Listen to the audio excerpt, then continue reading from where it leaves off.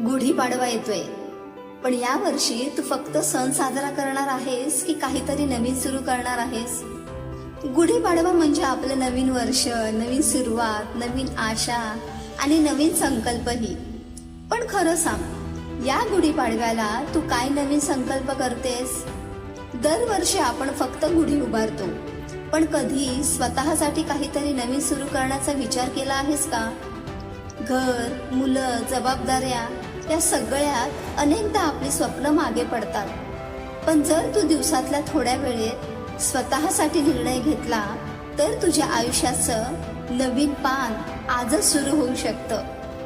खूप महिला आहेत ज्यांनी छोट्या सुरुवातीपासून आपलं आयुष्य बदललंय, आणि मला सुद्धा अशाच महिलांना पुढे जायला मदत करायला खूप आवडतं. या गुढीपाडव्याला फक्त गुढी उभारू नको, तुझा नवीन संकल्पही उभार.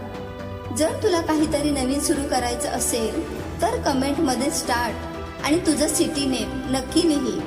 मी तुला सगळी माहिती शेअर करेन. ही रील सेव्ह करून ठेव.